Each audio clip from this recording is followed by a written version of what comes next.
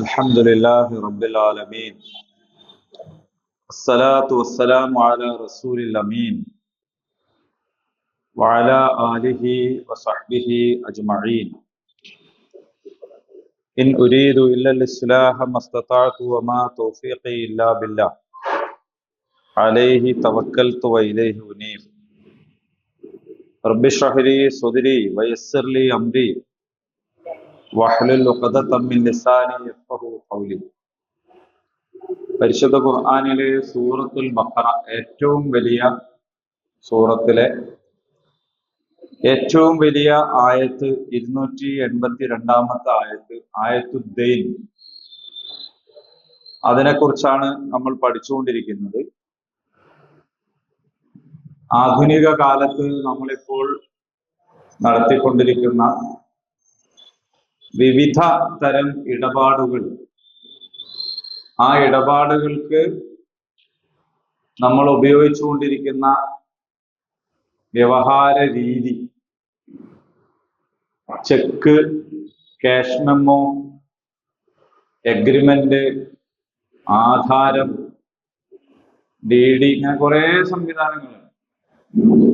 ഈ സംവിധാനങ്ങളുടെയൊക്കെ ഒരു അടിസ്ഥാന നിയമം ആയത്തുദ്ദൈനാണ്.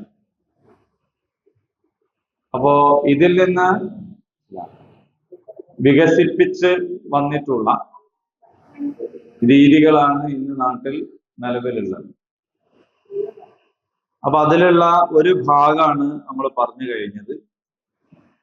യാ അയ്യുഹല്ലദീന ആമനു, അല്ലയോ മുഅ്മിനീങ്ങളെ, ഇദാ തദായൻതും ബിദൈനിൻ ഇലാ അജലിൻ മുസമ്മ, അവധി വെച്ച് നിങ്ങൾ കടമിടപാട് നടത്തുകയാണെങ്കിൽ ഫക്തുബൂ, അത് എഴുതി വെക്കണം.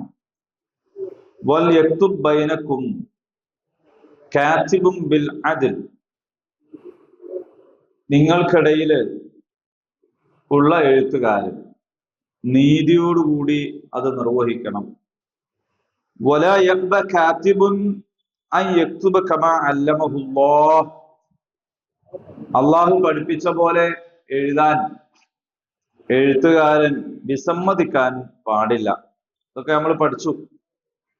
വൽ യുംലില്ലദീന അലൈഹിൽ ഹഖ്, വൽ യുംലില്ലദീ അലൈഹിൽ ഹഖ്, ബാധ്യതപ്പെട്ട ആൾക്കാർ അഥവാ അധമർണൻ പറഞ്ഞു കൊടുക്കണം. അപ്പൊ എഴുതുന്ന കാര്യങ്ങൾ, അതിന്റെ വ്യവസ്ഥകൾ, കാര്യങ്ങളൊക്കെ കടം വാങ്ങുന്നവനാണ് പറഞ്ഞു കൊടുക്കേണ്ടത്. അതെന്തിനാണെന്നും നമ്മൾ പറഞ്ഞു. ഇല്ലെങ്കിൽ നിർബന്ധിതാവസ്ഥയിൽ അദ്ദേഹം ചൂഷണം ചെയ്യപ്പെടാൻ കാരണമുണ്ട്. അതില്ലാതിരിക്കാൻ വേണ്ടിയിട്ടാണ്. വൽയത്തഖില്ലാഹ റബ്ബഹു വലാ യബ്ഖസ് മിൻഹു, തന്റെ നാഥനായിട്ടുള്ള അള്ളാഹുവിനെ സൂക്ഷിക്കട്ടെ. വലാ യബ്ഖസ് മിൻഹു ശൈആ, അതിൽ നിന്ന് ഒന്നും തന്നെ കുറവ് വരുത്തരുത്. ഫഇൻ കാന അല്ലദീ അലൈഹിൽ ഹഖ്, ഇനി ബാധ്യതയുള്ളവനാണെങ്കിൽ, അഥവാ ഈ അധമർണനായ ആൾ സഫീഹൻ ഔ ദഈഫൻ ഔ ലാ യസ്തതിഉ അൻ യുമില്ലഹു, മൂഢനോ ദുർബലനോ പറഞ്ഞു കൊടുക്കാൻ, സ്വയം പറഞ്ഞു കൊടുക്കാൻ സാധിക്കാത്തവനോ ആണെങ്കിൽ ഫൽ യുംലിൽ, പറഞ്ഞു കൊടുക്കണം. വലിയുഹു ബിൽ അദ്ൽ, അവന്റെ രക്ഷാധികാരി നീതിപൂർവം അത് നിർവഹിക്കണം. അത് നമ്മൾ പറഞ്ഞു. എന്നാ പിന്നെ പറയാത്തതാണ് ഇനി പറയുന്നത്. വസ്തശ്ഹിദൂ ഷഹീദൈൻ, വസ്തശ്ഹിദൂ, നിങ്ങൾ സാക്ഷി നിർത്തുക. ഷഹീദൈൻ, രണ്ട് സാക്ഷികളെ. മിൻ റിജാലിക്കും, നിങ്ങളിലെ പുരുഷന്മാരിൽ നിന്ന്. ഫഇൻ ലം യകൂന, അവർ രണ്ടുപേരില്ല എങ്കിൽ റജുലൈൻ, പുരുഷന്മാരായിട്ട് രണ്ടാളെ കിട്ടിയില്ല എന്നാലോ ഫറജുലുൻ, ഒരു പുരുഷനും വംറഅതാൻ, രണ്ട് സ്ത്രീകളും. മിമ്മൻ തർലൗന മിനശ്ശുഹദാ, സാക്ഷികളിൽ നിന്ന് നിങ്ങൾ ഇഷ്ടപ്പെടുന്ന ആൾക്കാരെയാണ് നിങ്ങൾ സാക്ഷി നിർത്തേണ്ടത്. അവരിൽ ഒരാൾക്ക് പിഴച്ചാൽ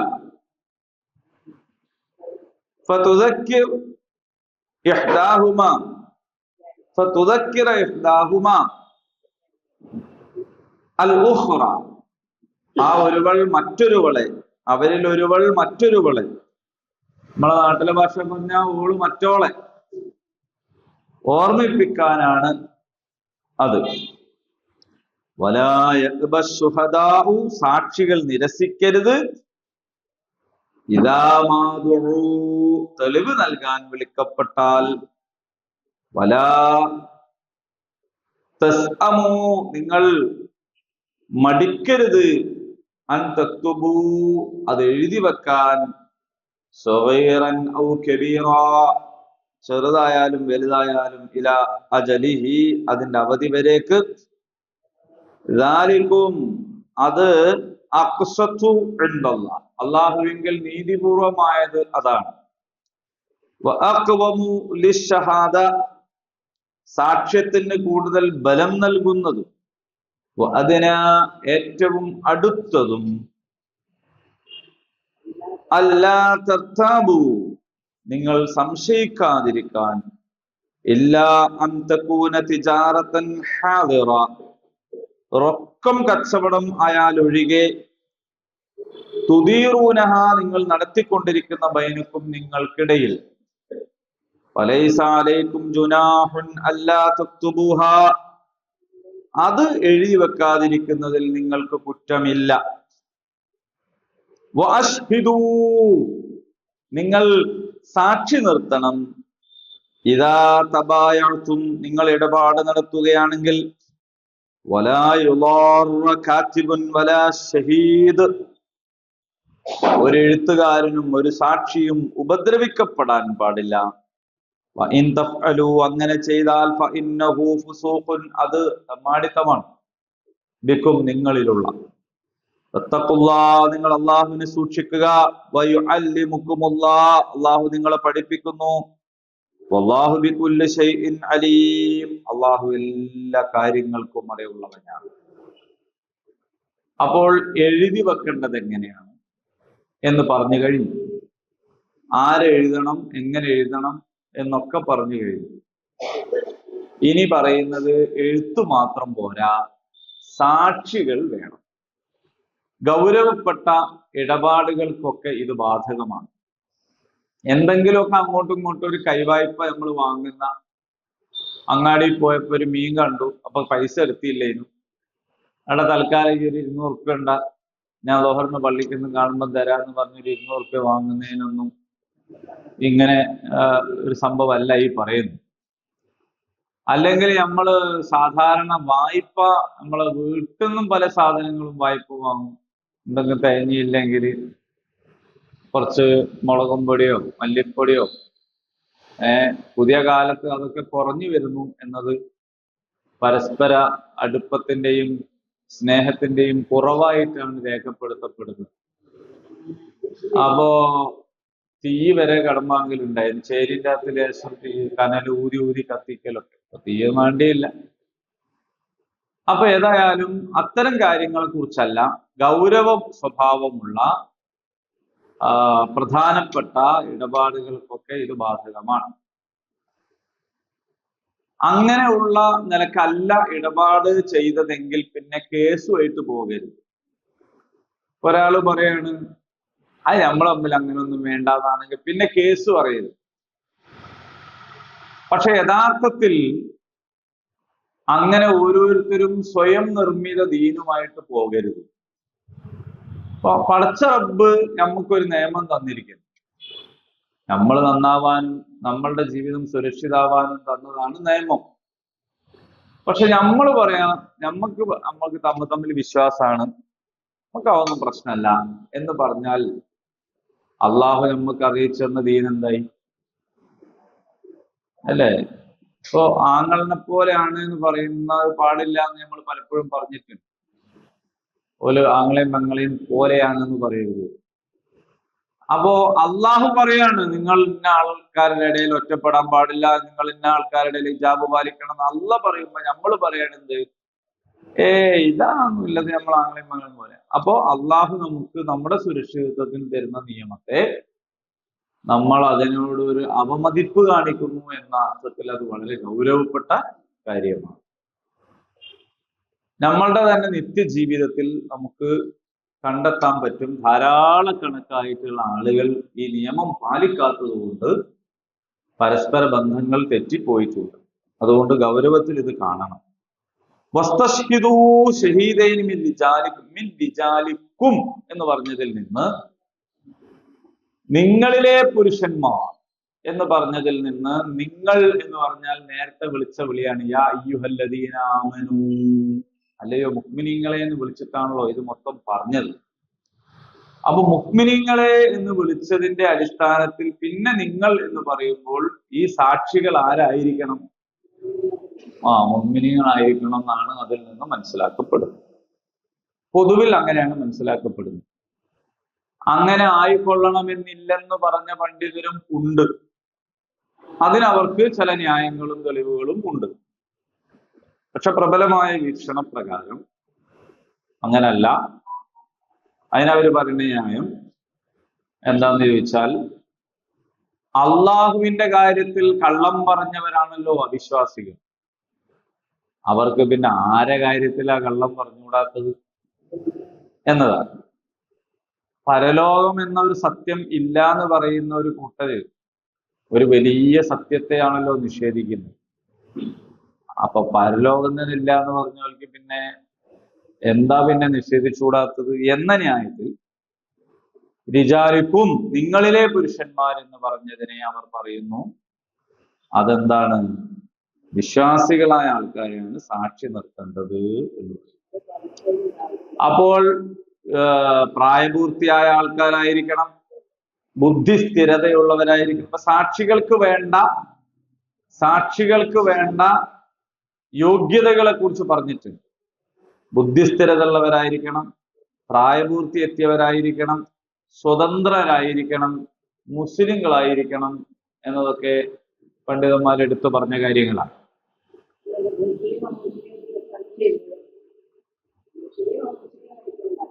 നിയമമല്ല മുസ്ലിങ്ങളോടാണല്ലോ ഈ നിയമമൊക്കെ പറയുന്നത്. അപ്പൊ അവര് മുസ്ലിങ്ങളാണല്ലോ സാക്ഷി നിർത്തുക നിങ്ങളിലെ എന്ന് പറയുമ്പോൾ. മറ്റയാൾക്ക് നിർബന്ധമൊന്നുമില്ലല്ലോ, ആരായാലും അയാൾക്ക് ആരായാലും കുഴപ്പമില്ലല്ലോ. നിങ്ങൾക്കാണല്ലോ പ്രശ്നം. നിങ്ങളല്ലാത്ത നിങ്ങളുടെ മറുകക്ഷിയെ സംബന്ധിച്ച് ആരായാലും കുഴപ്പമില്ല, അതിനൊന്നും കുഴപ്പമില്ല. പക്ഷെ സാക്ഷി നിർത്തേണ്ടതിനെ കുറിച്ചാണ് ഈ പറയുന്നത്. രണ്ടാൾക്കും സമ്മതമായവരെയാണല്ലോ സാക്ഷിയാക്കേണ്ടത്. ഇനിയിപ്പോ മുസ്ലിം തന്നെയാണെന്ന് വിചാരിക്കാം, എല്ലാ മുസ്ലിങ്ങളെയും സാക്ഷിയാക്കൂല. അതിനോണ്ടാണ് ഇവിടെ പ്രത്യേകം പറഞ്ഞിട്ടുണ്ട്. എന്താ പറഞ്ഞത്? മിമ്മൻ തർലൗന, നിങ്ങൾക്ക് തൃപ്തി വേണം. അങ്ങനെ തൃപ്തിയില്ലാത്ത ഒരുത്തനാ സാക്ഷി നിൽക്കുന്നതെങ്കിൽ നിങ്ങൾ അവനെ സംശയിക്കും, ഇവൻ എനിക്കെതിരാവോ, എന്നെ പറ്റിക്കോ, നമ്മൾ ഈ അഗ്രിമെന്റ് ഒപ്പിട്ട് അങ്ങ് പോയാൽ പിന്നെ ഇവൻ വേറെന്തെങ്കിലും ചെയ്യോ എന്ന് വിചാരിക്കും. പിന്നെ ഈ സാക്ഷ്യം എന്നൊക്കെ പറയുന്നത് എന്താന്ന് വെച്ചാല് ഈ വണ്ടിന്റെ ഒക്കെ ലൈസൻസ് മാതിരിയാണ്. വണ്ടി ഇങ്ങനെ ഓടിച്ചു പോയി തിരിച്ചു വീട്ടിൽ തന്നെ എത്തുകയാണെങ്കിൽ ലൈസൻസ് ഒന്നും ഒരു വിഷയമുള്ള കാര്യമല്ല. എന്തെങ്കിലും ഒരു പ്രശ്നം ഉണ്ടായി, അത് ഇടിച്ച ഒരാൾ മരിച്ചുപോയി, അന്നേരമാണ് ഇയാൾക്ക് ലൈസൻസ് ഉണ്ടോ അല്ലേ. അപ്പൊ ഇല്ലെങ്കിൽ ബുദ്ധിമുട്ട് തന്നെയാണ്. അപ്പൊ ഞാൻ എത്ര കൊല്ലായി ലൈസൻസ് ഇല്ലാണ്ട് വണ്ടി ഓടിക്കുന്നത് എന്ന് ഒരാൾ ചോദിച്ചാൽ അത് വണ്ടി ലൈസൻസ് ഇല്ലാതെ ഓടിക്കാനുള്ള ന്യായമല്ല. ഇതുപോലെ സാക്ഷിയൊന്നും ആരായാലും പ്രശ്നമൊന്നുമില്ല. ഇടപാട് ക്ലിയർ ആയിട്ട് അങ്ങോട്ട് ഒന്ന് തീർന്നു പോകുന്നുണ്ടെങ്കിൽ, ഇടപാടിൽ എന്തെങ്കിലും ഒരു പ്രശ്നം വന്നാലാണ് സാക്ഷികൾ ഹാജരാകേണ്ടി വരും. അപ്പൊ ഈ നിക്കാഹിന്റെ സദസ്സിലൊക്കെ സാക്ഷി ഒപ്പിടാന് ചില ആൾക്കാര് അത് അവരുടെ ഒരു സംഗതിയായിട്ട് കാണും. ചില പിയാപ്പിളാരൊക്കെ ഓല് സാക്ഷ്യപ്പെടാൻ പറഞ്ഞില്ലെങ്കിൽ ചിലപ്പോ ഓല് പിണങ്ങിപ്പോവും. ഇവിടെ പുതിയൊരു കല്യാണം നടന്ന് പുതിയൊരു പിയാപ്പിള കൊണ്ടുവന്ന, പക്ഷെ ആദ്യത്തെ പിയാപ്പിള എന്താവും, സാക്ഷ്യപ്പെടാൻ അയാളെ ശ്രമിക്കാത്തത് കൊണ്ട് ഞാനല്ലേ മൂത്ത പിയാപ്പിള, എന്നോട് പറയണതിന് പകരം എന്നൊക്കെ പറഞ്ഞിട്ടുള്ള കേസുകളുണ്ട്. പക്ഷെ ഇത് അതിലൊപ്പിടുന്നതല്ല പ്രശ്നം. അതിലൊപ്പിട്ട് അതങ്ങ് കഴിഞ്ഞു പോകും. പിന്നീട് ഒരു പ്രശ്നം ഉണ്ടാവുകയാണെങ്കിൽ, പ്രശ്നം ഉണ്ടാവുമ്പോഴാണ് ഇയാളെ ഹാജരാക്കേണ്ടത്. അപ്പൊ ഇയാൾ അതിൽ പങ്കെടുക്കണം. അതാണ്. അപ്പൊ പ്രശ്നമൊന്നും ഇല്ലെങ്കിൽ അൽഹംദുലില്ലാ കല്യാണം കഴിഞ്ഞ് കുട്ടികളായി പാപ്പായി വല്യാപ്പായി അങ്ങനെ ജീവിച്ച് മരിച്ചു പോകുമ്പോ ആരൊപ്പിട്ടിരുന്നുള്ളതൊന്നും ഒരു വിഷയമുള്ള കാര്യമല്ല. സാക്ഷി അത് ഈ പക്ഷപാതിത്വത്തിന്റെ പ്രശ്നം വരുന്നത് കൊണ്ടാണ്. അപ്പോ ഞാൻ പറയുന്നത് ഗൗരവപ്പെട്ടൊരു സംഗതിയാണ് ഈ സാക്ഷി എന്ന് പറയുന്നത്. നമ്മൾ പല ഇടപാടുകളിൽ ഇപ്പൊ രജിസ്റ്റർ ഓഫീസിലൊക്കെ പോയാല് സ്ഥിരം സാക്ഷികളെ കാണും. ഓർക്ക് പരിപാടിന്റെ എന്താണ്, സാക്ഷ്യപ്പെടലാണ്. അപ്പൊ ഓർക്ക് എന്തെങ്കിലും ഒരു കൈമടക്ക് കിട്ടും. വക്കീൽ ഓഫീസുമായിട്ട് ബന്ധപ്പെട്ട് ചില സാക്ഷികളെ കാണാം. കേസ് ഓർക്ക് അറിഞ്ഞൂടാ, ആരെന്നും അറിഞ്ഞൂടാ, ഒന്നും അറിഞ്ഞൂടാ, സാക്ഷ്യപ്പെടുക. ഓർക്ക് പൈസ കിട്ടാൻ വേണ്ടിയിട്ടുള്ള സാക്ഷികളാണ്. അതിൽ പലതും കള്ളസാക്ഷ്യങ്ങളായിരിക്കും. കള്ളസാക്ഷ്യം വലിയ തെറ്റാണ്. അപ്പൊ ഏതായാലും നിങ്ങളിലെ 2 പുരുഷന്മാരെയാണ് നിങ്ങൾ എന്ത് ചെയ്യേണ്ടത്, സാക്ഷിയാക്കേണ്ടത്. അപ്പൊ 2 പുരുഷന്മാരെ കിട്ടിയില്ല, ഒരു പുരുഷൻ. പിന്നെ ക്ലാസ്സിൽ വന്നൊക്കെ പെണ്ണുങ്ങളാണ് നോക്കുക. അപ്പൊ പിന്നെ 2 പെണ്ണുങ്ങളെ ഒരു പുരുഷനും 2 സ്ത്രീകളും എന്ന നിലക്കാണ്. അത് പറഞ്ഞപ്പോഴാണ് പല നാസ്തികരായ ആൾക്കാരും നിരീശ്വരവാദികളായ ആൾക്കാരും കണ്ടില്ലേ, ഇസ്ലാമിൽ ഇത്രേ ഉള്ളൂ, പകുതിയുള്ളൂ പെണ്ണിന്, ഓൾക്ക് വിലയില്ല, ഓല് അങ്ങനെ ഇങ്ങനെ ഭയങ്കര പ്രശ്നം. യഥാർത്ഥത്തിൽ എന്താണിത്? പെണ്ണിന് എല്ലായിടത്തും സാക്ഷി മൂല്യം പകുതിയാണ് എന്ന് ഇസ്ലാം പറഞ്ഞിട്ടില്ല. ഇപ്പോ ഒരു പുരുഷൻ അയാളുടെ ഭാര്യയുടെ മേൽ വ്യഭിചാരം ആരോപിച്ചു വിചാരിക്കും. നമ്മൾ പഠിച്ചല്ലേ പണ്ട് സൂറത്തുന്നൂറിൽ. അപ്പൊ വ്യഭിചാരം ആരോപിച്ചാൽ സാക്ഷിയൊന്നുമില്ല വേറെ. അപ്പൊ വേറെ ഏതെങ്കിലും ഒരാളിനാണ് വ്യഭിചാരം ആരോപിക്കണമെങ്കിൽ 4 സാക്ഷി ഇല്ലെങ്കിൽ പറഞ്ഞാൽ തല്ലോട്ടു. പക്ഷെ ഭാര്യ വ്യഭിചരിക്കുന്നു എന്ന് പറഞ്ഞാൽ അതിന് സാക്ഷി ഇല്ലെങ്കിലും അയാളുടെ ആ ഒരു വാക്കിൽ തന്നെ എന്ത് ചെയ്യും, പിന്നെ ലിആനിലേക്ക് വരും, ശാപപ്രാർത്ഥനയിലേക്ക് വരും. തിരിച്ച് പുരുഷനെ കുറിച്ച് ഭാര്യയാണ് പറഞ്ഞതെങ്കിലോ അതേ നിയമം തന്നെയാണ്. അവിടെ ഒരാളെ കൂടി വേണോ, ഈ ഒറ്റക്ക് പറഞ്ഞാൽ പറ്റില്ല എന്നൊന്നുമില്ല. അവിടെ അവളുടെ ഒറ്റ വാക്ക് തന്നെയാണ് സാക്ഷി. അപ്പൊ പെണ്ണായതുകൊണ്ട് പകുതിയെ കൂട്ടുള്ളൂ എന്നില്ല. ഇത് ഇവിടത്തേക്കുള്ള നിയമമാണ്. അതിൽ നമുക്ക് ഒരുപാട് കാര്യങ്ങൾ മനസ്സിലാക്കാനുണ്ട്. ഏറ്റവും അടിസ്ഥാനമായിട്ട് മനസ്സിലാക്കേണ്ടത് ഇത് അള്ളാഹ് പറഞ്ഞതാണ്. അപ്പൊ അല്ലാഹു തആല അവന്റെ യുക്തിയിലും അവൻ്റെതായ തീരുമാനത്തിലും പറഞ്ഞ ഒരു കാര്യത്തെ സംബന്ധിച്ച് വിശ്വാസികൾക്ക് വേറെ ഒരു സംഗതിയില്ല. അള്ളാഹ് പറഞ്ഞ പോലെ ചെയ്യാം. ഒന്ന്. രണ്ടാമത്തെ കാര്യം ആണ് ഈ ആ ഒന്നാളെ വെച്ചിട്ട് അതിന്റെ ശേഷം ബാക്കിയുള്ള വിശദീകരണമൊക്കെ നമ്മൾ പറയുന്നത്.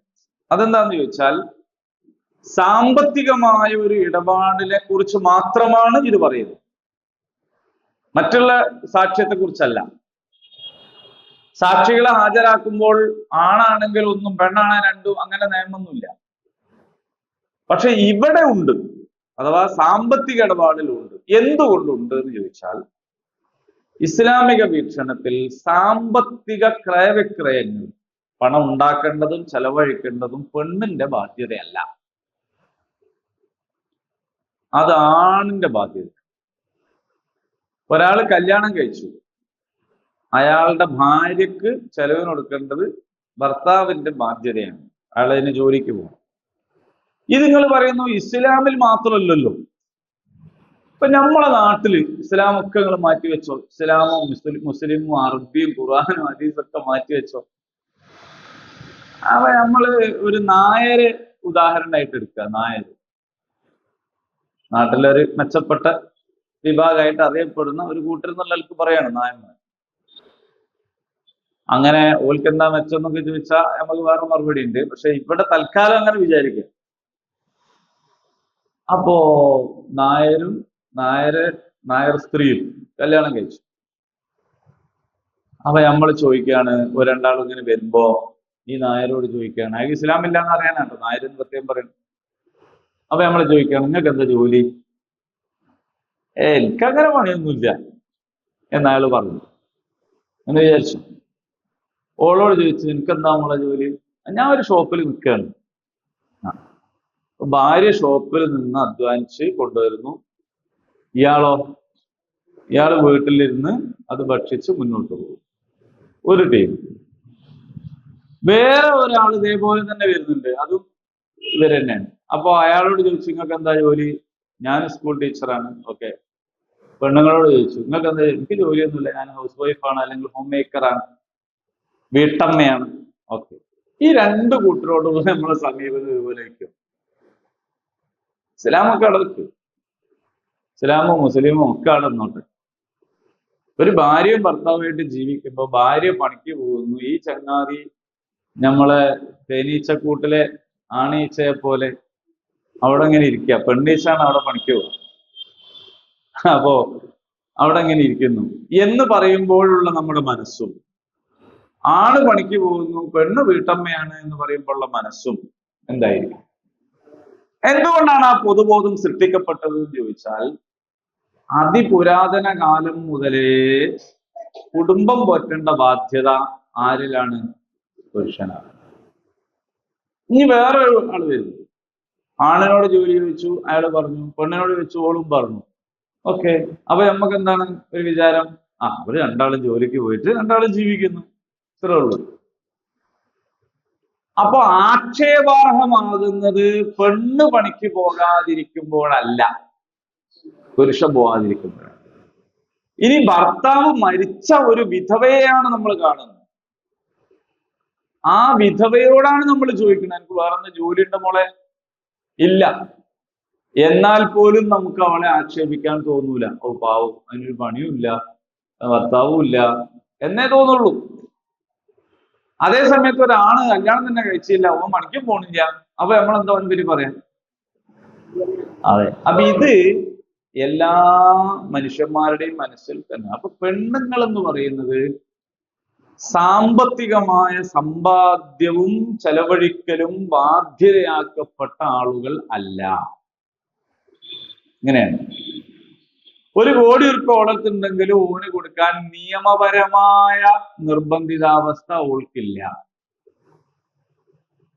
1 കോടി കൊണ്ട് പോലും ഇല്ലെങ്കിലും ഓൾക്ക് കൊടുക്കേണ്ട നിയമപരമായ ബാധ്യത തന്നെ പുരുഷനുണ്ട് എന്നാണ് വ്യത്യാസം. അപ്പൊ ഇത്തരത്തിലുള്ള ഒരാൾ സാമ്പത്തികമായി ഇത്ര ഗൗരവപ്പെട്ട ഒരു ചർച്ചയിൽ, ഇങ്ങനെയുള്ള ഒരു ഇടപാടിൽ ഒരു പെണ്ണ് അവൾ ഒറ്റയ്ക്ക് സാക്ഷി നിൽക്കേണ്ടി വരിക എന്ന് പറയുന്നത് അവളുടെ മേൽ ചുമത്തുന്ന അധിക ബാധ്യതയാണ്. നേരത്തെ ഞാൻ പറഞ്ഞതാണ് ശ്രദ്ധിക്കേണ്ടത്. സാക്ഷി ഒപ്പിടുന്നതോടുകൂടി കയ്യെങ്കിൽ ഈ പ്രശ്നമല്ല. അതിലൊരു പ്രശ്നം വന്നാൽ സാക്ഷി പറയാൻ ഇവൾ ഒറ്റയ്ക്ക് പോകേണ്ടി വരിക എന്ന് പറയുന്നത് ഒരു പ്രശ്നമാണ്. പൊതുവിൽ പെണ്ണുങ്ങളെ സംബന്ധിച്ചിടത്തോളം, പൊതുവിലാണ് കേട്ടോ, കൂടെ ഒരാൾ ഉണ്ടാവണം എന്നാണ് വിചാരിക്കുക. കല്യാണത്തിന് പോവുകയാണെങ്കിലും, മരിച്ചോടത്ത് പോവുകയാണെങ്കിലും, ഡോക്ടറെ കാണിക്കാൻ പോവുകയാണെങ്കിലും. ആണോ അല്ലേ? ഇത് പുരുഷന്മാര് പറയണ്ട, അതൊരു പുരുഷാധിപത്യം എന്നൊക്കെ പറയാം. പെണ്ണുങ്ങൾ സ്വന്തം പറയാം. ഞാനിന്ന് കോഴിക്കോട്ട് പോയി വരാം എന്നൊരു പുരുഷൻ പറയും പോലെ ആണോ സാധാരണ പെണ്ണുങ്ങൾ പറയാം? ഞാനൊന്ന് പോയി വരാം, നിങ്ങളൊക്കെ ഇവിടെ നിൽക്കിട്ടോ എന്നാണോ പറയാം?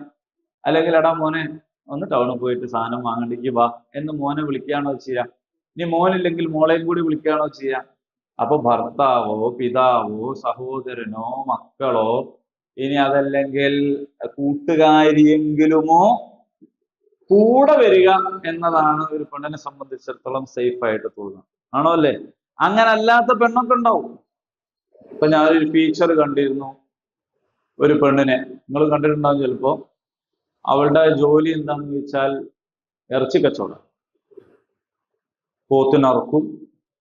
എവിടെ ഒരു പെണ്ണുണ്ട്, പോത്തിനെ കറുത്ത് പിന്നെ തോലുരിച്ച് കെട്ടി തൂക്കി പീസ് പീസാക്കിയിട്ട് അവിടെ എത്ര വേണ്ട ഇവിടെ എത്ര വേണ്ടെന്ന് പറഞ്ഞ് വെട്ടി കൊടുക്കുന്ന ഒരു പെണ്ണ്.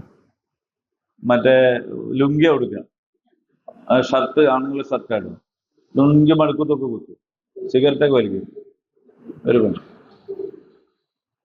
അങ്ങനെ എവിടെയോ ഒരാളൊക്കെ ചിലപ്പോ ഉണ്ടാവാം, ഒരാൾ. അങ്ങനെ ഉള്ള ഒരാളെ വെച്ച് പൊതുവായ ഒരു ഇടപാടിലെ നിയമം ഉണ്ടാക്കാൻ പറ്റൂല. എന്ന് പറഞ്ഞാൽ സ്ത്രീകൾക്ക് സ്ത്രൈണതയാണ്, പുരുഷന് പൗരുഷമാണ്. അതാണ് പൊതുരീതി. ചില ആണുങ്ങളും അങ്ങനെ ഉണ്ടാവും. ഇപ്പൊ സ്ത്രൈണത കാണിക്കുന്ന ചില ആണുങ്ങളും ഉണ്ടാവും.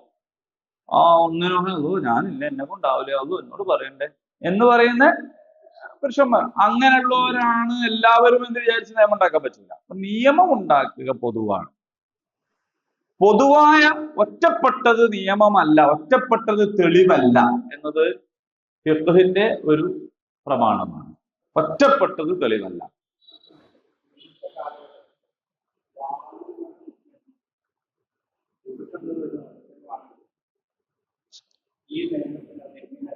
അതിനെ കുറിച്ചാണ് ഞാൻ നേരത്തെ പറഞ്ഞത്.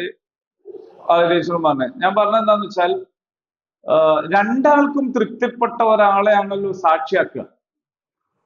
അപ്പോ അതിൽ വിശ്വാസിയായ ഒരാൾ വിശ്വാസിയെ തൃപ്തിപ്പെട്ട ഈ പ്രശ്നം ഉണ്ടാവില്ല. ഇനി ചില പണ്ഡിതർ ഒരു ബഹുസ്വര സമൂഹത്തിലെ കർമ്മശാസ്ത്രം എന്നുള്ള നിലയിൽ അത് പരിഗണിക്കേണ്ടതില്ല എന്ന് പറഞ്ഞവരുണ്ട്. പക്ഷെ സൂക്ഷ്മത എന്നുള്ള അർത്ഥത്തിലാണ് നമ്മൾ പറയുന്നത്. അപ്പോൾ പെണ്ണിനെ ഉള്ള അവകാശം ഒഴിവാക്കുകയോ അധിക്ഷേപിക്കുകയോ, പെണ്ണ് എന്താണ് കുറച്ച് ചെറുതാണ്, ഒരു സ്റ്റെപ്പ് ബാക്കാണ് എന്ന് വിചാരിക്കുകയോ ഒന്നുമല്ല ഇവിടെ സംഭവിക്കുന്നത്. അവൾക്ക് സ്വയമേവ ബാധ്യതപ്പെടാത്ത ഒരു കാര്യം. ഇപ്പൊ നിങ്ങൾ ആലോചിച്ച് നോക്കൂ, പെണ്ണ് ആണിനെ പോലെ തന്നെ ഒറ്റ ആളായിട്ടാണ് സാക്ഷി നിൽക്കുന്നതെന്ന് വിചാരിക്കുക. അപ്പൊ പിന്നീട് സാക്ഷിക്കൂട്ടിൽ കയറാൻ നേരത്ത് ഓള് പറയാണ് നിങ്ങളും കൂടി എന്റെ കൂടെ ഒന്ന് നിൽക്കിട്ടോ എന്ന് പറഞ്ഞാൽ പറ്റൂല എന്ന് പറയേണ്ടി വരും. നിയമത്തിൽ അവൾ ഒറ്റയാണ് സാക്ഷി. ഇവിടെ ഇപ്പൊ അങ്ങനല്ല, അവർ രണ്ടുപേരുണ്ട്. അപ്പൊ അവർക്ക് സാക്ഷി പറയാൻ എന്ത് ചെയ്യാം, വാടി നമുക്ക് സാക്ഷി അറിയാൻ പോവാ, രണ്ടാൾക്കും കൂടി പോവാ. അപ്പൊ ഒരാൾ ഒറ്റക്ക് പോകുമ്പോൾ ഉണ്ടാകുന്ന, നേരത്തെ പറഞ്ഞ ഏതോ ഒരാൾക്ക് ചിലപ്പോൾ ഒറ്റക്ക് പോകാനായിരിക്കും ഇഷ്ടം, അത് വേറെ കേസ്. ഇനി അത് മാത്രമല്ല, പുതിയ കാലത്ത് ഒരു ഉദ്യോഗസ്ഥ, ഒരു പോലീസ് ഉദ്യോഗസ്ഥ, അല്ലെങ്കിൽ ഒരു വക്കീൽ, അല്ലെങ്കിൽ അതേപോലുള്ള പ്രൊഫഷനിലൊക്കെ തനിച്ച് കാര്യങ്ങൾ കൈകാര്യം ചെയ്യുന്ന പെണ്ണുങ്ങൾ ഉണ്ടെങ്കിൽ, അത്തരം പെണ്ണാണ് സാക്ഷി നിൽക്കുന്നതെങ്കിൽ അപ്പോഴും രണ്ടാൾ തന്നെ വേണോ, അല്ലെങ്കിൽ ഇത് കൈകാര്യം ചെയ്യാൻ കഴിവുള്ളത് കൊണ്ട് ഒരാൾ മതിയോ എന്ന കാര്യങ്ങളൊക്കെ ഉലുൽ അംറിന് തീരുമാനിക്കാം. എന്ന് പറഞ്ഞാൽ അതാത് കാലത്ത് ഇസ്ലാമിക ഭരണകൂടത്തിന് അതിന്റെ ഷൂറക്ക് ഒക്കെ തീരുമാനം എടുക്കാവുന്നതാണ്.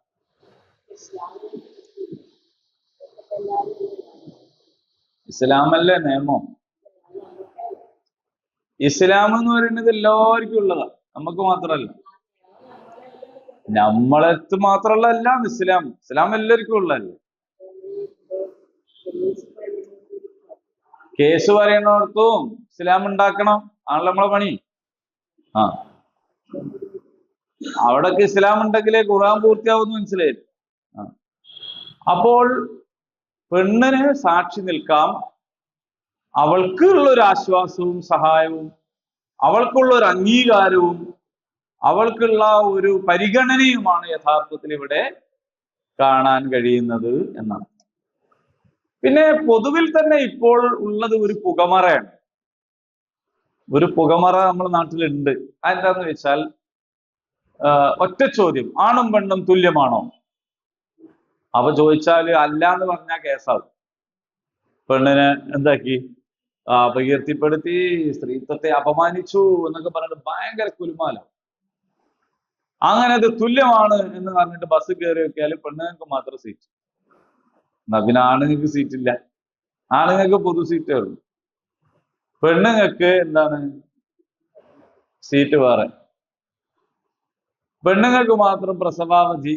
എന്നാലും ഓള് പെറ്റെടുക്കണം, അതിനോട് ഓനും കൊടുക്കട്ടെ അവധി. അത്ര ഉണ്ട്. മറ്റേക്കുള്ള അത്ര ഉണ്ടോ? ഇല്ല. ഇനി ജോലി ഷെയർ ചെയ്യുന്നിടത്തുകൊണ്ട് ഈ പ്രശ്നം. ജോലി ഷെയർ ചെയ്യുന്നിടത്ത് ഒരു ടീച്ചറും രണ്ടാൾക്കും ടീച്ചർ തന്നെയാണല്ലോ പറയാ. പക്ഷെ ടീച്ചറും മാഷും എന്ന് പറഞ്ഞാലല്ലേ നമുക്ക് തിരിയുള്ളൂ, അല്ലേ? അപ്പൊ ടീച്ചറും മാഷും 4 മണിക്ക് ജനഗണമനാദി നായക ജയ നമ്മളെ ദേശീയ ഗാനം കേട്ട് സ്കൂൾ പരിപാടി നിർത്തി വീട്ടിലേക്ക് വരികയാണ്. മാഷും വരുന്നുണ്ട്, ടീച്ചറും വരുന്നു. വീട്ടിലെത്തിയ ഉടനെ മാഷ് എന്ത് ചെയ്യും? ബാഗൊക്കെ അവിടെ വെച്ച് നേരെ പോയിട്ട് കുളിക്കുകയും മേലെയൊക്കെ ചെയ്ത് ഡ്രസ്സൊക്കെ മാറ്റി കോലായിൽ ഇരിക്കും. എന്തിനായിരിക്കുന്നത്? ഒരു ചായയും കൊണ്ടിപ്പോൾ എൻ്റെ പ്രിയപ്പെട്ട ഭാര്യ വരും എന്ന് വിചാരിച്ചു. വൈക്കമൂന്ന് ബഷീർ എന്ന് പറഞ്ഞ ഒരാളാണ് എടി ഭാര്യയെ എന്ന് വിളിക്കുകയും ചെയ്യും. എന്നാ ഇവളും അടുത്ത കുളിമുറിയിൽ പോയി കുളിച്ചു മാറ്റി അപ്പുറത്തെ കൊലായിൽ അപ്പുറത്തെ കസേരമേൽ കാലും കയറ്റി വെച്ച് ഇങ്ങനെ ഇരിക്കുന്ന ഒരു ചിത്രം നമ്മളെ സങ്കല്പത്തിലില്ല.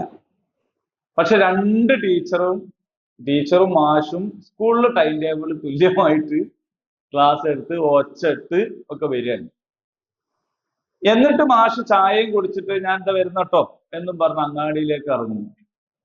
അങ്ങാടിയിൽ ഇറങ്ങിയതിന് ശേഷം ഇസ്രയേലിലേക്ക് ഇറാൻ ബോംബിട്ടത് കൊണ്ടല്ലേ ഇറാൻ തിരിച്ചു ബോംബിടേണ്ടി വന്നത്? അതെ. പിന്നെ എന്തുകൊണ്ടാണ് ഇവർ യുദ്ധം നിർത്തൽ ചെയ്തത് തുടങ്ങിയ ആദ്യമായ ചർച്ചകളിൽ മുഴുകും. ടീച്ചറോ രാത്രികത്തേക്കുള്ള ചോറ് കൂട്ടാനും വെക്കും. ഈ ചർച്ചകളൊക്കെ കഴിഞ്ഞ് വരുന്ന വഴിക്ക് കുറച്ച് മീനും വാങ്ങിയിട്ട് മാഷ് വന്നാൽ ആ മീൻ മാത്രം കഴുകിയിട്ടാൽ മതിയാവുന്ന രീതിയിൽ മസാല കലക്കി വെച്ച അവസ്ഥയിൽ ടീച്ചർ നിൽക്കും. ഇതെടുത്ത് അതിൻ്റെ അകത്തിടും. എന്നിട്ട് വേണം ടീച്ചർക്ക് പേപ്പർ നോക്കാൻ. ഏത്? മനോരമ മാതൃഭൂമിയല്ല, കുട്ടികളെ പേപ്പർ, പരീക്ഷ എഴുതിയ പേപ്പർ. അങ്ങനെയാണ് പോവാ. അപ്പൊ ഡ്യൂട്ടി ആയിരിക്കുക കൂടുതൽ. രാവിലെ മാഷ് പുറപ്പെടുമ്പോ മാഷ് ടിഫിൻ ബോക്സും ഫുള്ളാക്കേണ്ടത് ടീച്ചറെ പണിയാണ്. ടീച്ചറെ ടിഫിൻ ബോക്സ് ഫുള്ളാക്കേണ്ടതും ടീച്ചറെ പണിയാണ്, അല്ലേ? 2 ആളെ പണിയാണ്. ശമ്പളം ഷെയർ ചെയ്യുമ്പോ ടീച്ചറോട് മാഷ് പറയും എന്ത്? പകുതി നമ്മള് ലൈഫ് പാർട്ട്ണർമാരാണ്, അതുകൊണ്ട് പകുതി ഈ തരാം, പകുതി ഞാൻ തരാം. നീതിപൂർവമായ ഒരു ഓഹരി വെക്കലാണ്. പണിന്റെ കാര്യത്തില് ഇതില്ല. ഇതുകൊണ്ടാണ് ചില പണ്ഡിതന്മാർ പറഞ്ഞത് സ്ത്രീകളെ ജോലി ചെയ്യാൻ വിടുന്നത് അവർക്കുള്ള വിമോചനമല്ല, അവർക്കുള്ള ഇരട്ടിപ്പണിയാണ്. പക്ഷെ അത് ഇരട്ടിപ്പണിയാണ് എന്ന് പറഞ്ഞാൽ പെണ്ണുങ്ങളെ കൊണ്ട് 2 പണി എടുപ്പിക്കാൻ കഴിയാത്തത് കൊണ്ട് ഇത് വിമോചനമാണ് എന്ന് നമ്മളെ കൊണ്ട് പോലും പറയിപ്പിക്കുന്നു. അപ്പൊ അതുകൊണ്ട് എന്തായെന്ന് വെച്ചാൽ നമ്മളും പറയും സ്ത്രീകൾ പണിക്ക് പോലെ തന്നെയാണ് നല്ലത്, നമുക്ക് സുഖമാണ്. ഈ പറഞ്ഞതിന്റെ അർത്ഥം ഒരു പെണ്ണിനും പണിക്ക് പോകാൻ പാടില്ല എന്നല്ല. അത്യാവശ്യമാണെങ്കിലും ആഗ്രഹമുണ്ടെങ്കിലും ഒക്കെ ജോലിക്ക് പോകാവുന്നതാണ് എന്നതൊരു അനുവാദമാണ്. ജോലിക്ക് പോവുകയില്ല എന്നൊരാൾ തീരുമാനിച്ചാൽ ആ തീരുമാനം തിരുത്തണം എന്ന് പറയാനുള്ള അവകാശം സമൂഹത്തിൽ ഒരാൾക്ക് പോലും ഇല്ല, ഒരു പെണ്ണിനെ സംബന്ധിച്ച്. അപ്പൊ ആണും പെണ്ണും തുല്യാണെന്ന് ചോദിച്ചാൽ ആണും പെണ്ണും തുല്യമല്ല. ആണാണ്, പെണ്ണ് പെണ്ണാണ്. ആണ് ചെയ്യുന്ന പണി ആണിനാണ് ചെയ്യാൻ പറ്റുക, പെണ്ണ് ചെയ്യുന്ന പണി പെണ്ണിനാണ് ചെയ്യാൻ പറ്റുക. ആണിനേക്കാൾ വൈകാരികത അധികം ഉണ്ടാവുക പെണ്ണിനാണ്. പുതിയ കാലത്ത് നിങ്ങൾ വിട്, ഇപ്പൊ പുതിയോട്ടും കരയുന്നില്ല, പിയാപ്പിളയും കരയില്ല. പക്ഷെ യഥാർത്ഥത്തിൽ പണ്ട് നിങ്ങൾ ആലോചിച്ച് നോക്കൂ, ഒരു പെണ്ണ് കല്യാണത്തിന് അല്ലേ, ഞാനിപ്പോ അടുത്തൊരു കല്യാണത്തിനൊക്കെ ഒരു പെണ്ണ് കരയണാണ്, എനിക്ക് ഭയങ്കര സന്തോഷമായി.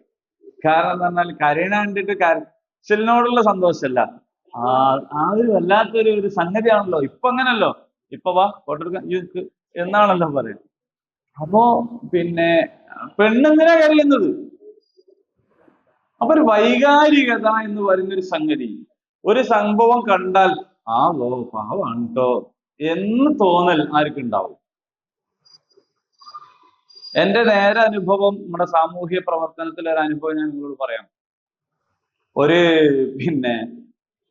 ഉരുൾപൊട്ടൽ ഉണ്ടായിടത്ത് നമ്മളന്ന് ഓടിച്ചെന്ന് രാത്രി പാതിരക്ക് റമദാൻ മാസത്തില് പോയി നോക്കിയപ്പോ ഉരുൾപൊട്ടി ഒരു ഒരു ഒരു ഒരു പ്രദേശം ഒറ്റപ്പെട്ടു പോയിരിക്കുന്നു. കുത്തൊലിച്ച് പോവുകയാണ് വെള്ളം. അപ്പോ അതിന്റെ അപ്പുറത്ത് ഒരു കുറെ ആൾക്കാർ ഒറ്റപ്പെട്ടിട്ടുണ്ട് എന്ന വിവരം മാത്രം അറിയൂ. ശരിയാണോ തെറ്റാണോ ഒന്നും അറിയില്ല.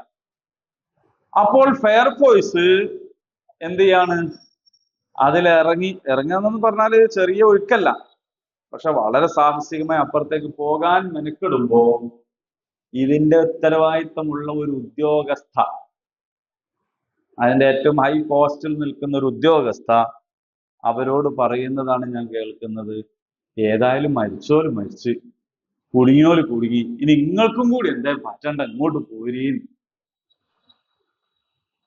മനസ്സിലായെങ്കിൽ ആ പറഞ്ഞത് ഉദ്യോഗസ്ഥയാണോ അല്ലെങ്കിൽ അവരുടെ പെണ്ണാണോ? ഉദ്യോഗസ്ഥയാണെങ്കിൽ എന്താ പറയാ, വേഗം പോയിട്ട് രക്ഷപ്പെടുത്തി വരണം എന്നാണ് പറയാ. ഈ ഉദ്യോഗസ്ഥയുടെ അകത്തുള്ള ഒരു പെണ്ണുണ്ട്, ഒരു ഉമ്മ, അത് വർക്കൗട്ട് ചെയ്തു. അതും കൂടി പറഞ്ഞു, ഓ ഏതായാലും ഓർക്ക് പറ്റി, ഇനി നിങ്ങൾക്ക് കൂടി എന്താ പറ്റണ്ട, നിങ്ങൾ ഇങ്ങോട്ട് കയറിക്കോളി. നമ്മൾ ഉടനെ ഇടപെട്ടു. നമ്മൾ അവരോട് പറഞ്ഞു, ഇങ്ങനെ പറയുന്നത് നിങ്ങൾ പറഞ്ഞ ഓർഡറാണ്, നിങ്ങൾ പറയുന്നത് ഇവിടെ ഓർഡറാണ്, ഉപദേശമല്ല. അങ്ങനെ നിങ്ങൾ ഓർഡർ ചെയ്താൽ ഈ രക്ഷാപ്രവർത്തനം മുടങ്ങും.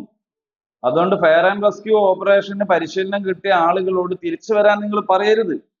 നമ്മൾ അവരെ ഘെരാവോ ചെയ്തു, അവര് ഓർഡർ മാറ്റി പറഞ്ഞു, അവര് പോയി രക്ഷപ്പെടുത്തി കൊണ്ടുവന്നൊരു അനുഭവമാണ് ഞാൻ പറയുന്നത്. അപ്പൊ എന്താ സംഭവിച്ചത്? ഈ ഉദ്യോഗസ്ഥ ദുഷ്ടത്തരുള്ളത് കൊണ്ടല്ല.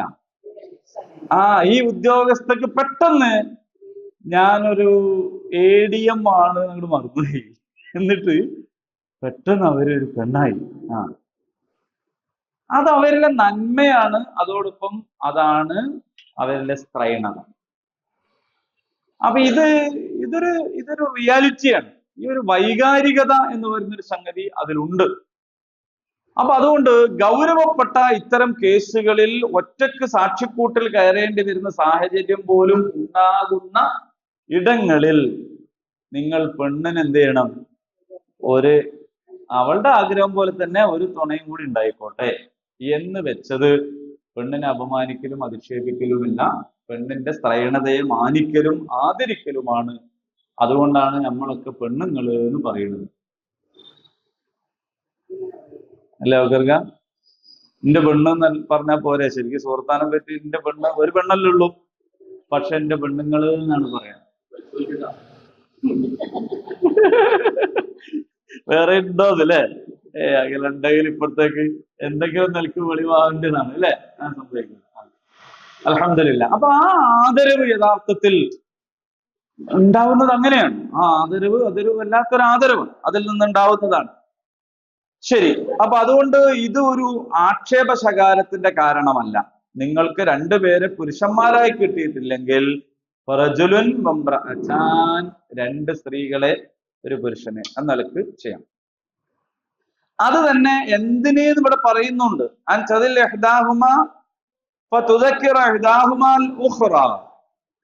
ഒരാൾക്ക് പിഴവ് പറ്റിയാൽ എന്ന് പറഞ്ഞാൽ മറന്നുപോയാൽ, അപ്പൊ മറ്റോൾക്ക് എന്ത് ചെയ്യാം, അങ്ങനെ അല്ലടി എനിക്ക് ഓർമ്മല്ലേ, ഇവളിങ്ങനെ പറഞ്ഞില്ലേനോ എന്നൊക്കെ ചോദിക്കാൻ വേണ്ടി വെച്ചാൽ അത് ശരിയാണ് എന്ന് പറയാന്. മറ്റേത് സാക്ഷിക്കൂട്ടിൽ നിർത്തിയിട്ട് ഇയാള് കണ്ണുറ്റിയിട്ടുണ്ടെങ്കിൽ പിന്നെ ഉള്ളതും കൂടി മറന്നു പോകും അല്ലെ? അതേ സമയത്ത് പക്ഷെ ഇതിലൊക്കെ ഞാൻ വീണ്ടും പറയുന്നു, ഒറ്റപ്പെട്ട കേസ് ഇങ്ങനൊന്നല്ലാത്ത നല്ല എന്താ പറയാ സ്ട്രോങ് ഉണ്ടാവും, പക്ഷെ പൊതുവിൽ അങ്ങനെയാണ്. എന്നാൽ അതേ സമയത്ത് പെണ്ണ് സ്ട്രോങ് അല്ല എന്നല്ല ഈ പറഞ്ഞതിന്റെ അർത്ഥം. ആണിനേക്കാൾ സഹനശേഷി പെണ്ണിനുണ്ട്. ആണിനേക്കാൾ പ്രശ്നങ്ങളെ അഭിമുഖീകരിക്കാനുള്ള ശേഷി ഉണ്ട്. ഏത് രീതിയിലുണ്ടെന്ന് വെച്ചാൽ പൊടുന്നനെ തളർന്നു പോയാലും പിന്നീട് എന്താവും, അതിജീവിക്കും. അതാണ്. അതുകൊണ്ടാണ് ഭർത്താവ് മരിച്ചുപോയ ഒരുപാട് സ്ത്രീകൾ സുഖകരമായി ജീവിക്കുന്നത്. അതേ സമയത്ത് ഭാര്യ മരിച്ച ഒരു ഭർത്താവിന്, കാരണം ഇയാൾ എപ്പോഴും ഡിപ്പെൻഡ് ചെയ്തുകൊണ്ടാണ് ജീവിച്ചത്, അങ്ങനെ ഇൻഡിപെൻഡന്റ് ആയിട്ട് ജീവിക്കാനുള്ള ഒരു ശേഷി പെണ്ണിനുണ്ട്. അത് വേറെ വ്യാപനം കിട്ടാത്തതുകൊണ്ടൊന്നല്ല. അത് ഒന്നല്ല കാരണം. കാരണം ഇങ്ങനെയുള്ളൊരു ശേഷിയുണ്ട്. കുട്ടികളെ നോക്കാം, ഞാനും നോക്കാം, ഓളും നോക്കാന്ന് തീരുമാനിച്ചാൽ ആ കുട്ടി മൂത്രമൊഴിച്ചു കഴിഞ്ഞാൽ ആദ്യത്തെ മൂത്രത്തിന് ഒരു പൊന്നാരൊക്കെ ഉണ്ടാവും. പക്ഷെ കുളിച്ചു മാറ്റി ഏതൊരു നിക്കാവത്ത് നടത്താൻ വേണ്ടി ഞാൻ പോവാ, നല്ല കുപ്പായൊക്കെ റെഡിയായി നിൽക്കുമ്പോഴാണ് കുഞ്ഞമ്മേല് മൂത്രമൊഴിച്ചെങ്കിൽ അത്ര ഒരു സുഖമായിരിക്കും ഉണ്ടാവില്ല, ആണെന്നുണ്ടാവില്ല. പെണ്ണെന്ത് ചെയ്യുന്നു ചോദിച്ചാൽ ഉള്ളത് മാറ്റി. ഈ ഒരു ഒരു ഒരു ഒരു ഒരു സംഗതി. അപ്പോ ഇതിനെ കൂടി ഇസ്ലാം എന്ത് ചെയ്യുന്നു, പരിഗണിക്കുന്നു എന്നതാണ് അതിന്റെ സംഭവം. ഇനി എഴുതി വെക്കാൻ നിങ്ങൾ ഇനി തെളിവിന് വിളിച്ചാൽ, അതാ പറഞ്ഞത്, ഇതാമാതൂ, നിങ്ങളെ തെളിവിന് വേണ്ടി വിളിച്ചാൽ വലാ തസ്അമൂ, നിങ്ങൾ മടിക്കാൻ പാടില്ല.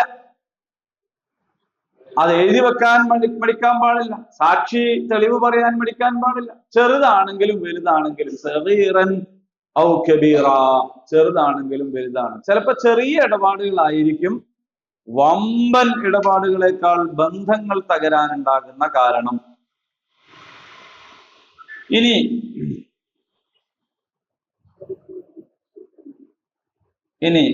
അല്ല അൻ തകൂന തിജാറത്തൻ ഹാദിറത്തൻ തുദീറൂനഹാ ബൈനക്കും ഫലൈസ അലൈക്കും ജുനാഹും, നിങ്ങൾ റൊക്കം കച്ചവടം നടത്തിക്കൊണ്ടിരിക്കുന്നത് എഴുതി വെച്ചില്ലെങ്കിൽ നിങ്ങൾക്ക് കുറ്റമില്ല.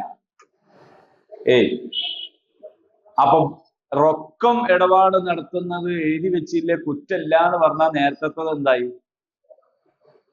വളരെ ക്ലിയർ അല്ലേ?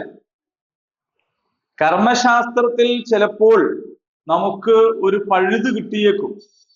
എഴുതി വെക്കണം എന്നുള്ളത് കൽപ്പനയാണോ, എഴുതി വെക്കണം എന്നുള്ളത് നിർദ്ദേശമാണോ, എഴുതി വെച്ചില്ലെങ്കിൽ കുറ്റമുണ്ടോ എന്നൊക്കെ ചോദിച്ചാൽ നമുക്ക് ചില ഇളവുകൾ കിട്ടിയേക്കും. പക്ഷെ ഖുർആനിലേക്ക് നമ്മൾ നേർക്കുനേരെ നോക്കുമ്പോൾ അല്ലാഹു തആല നമ്മളോട് പറയുന്നു, നിങ്ങൾ റൊക്കമായ കച്ചവടം നടത്തുകയാണെങ്കിൽ എഴുതി വെക്കാതിരിക്കുന്നത് കുറ്റമല്ല.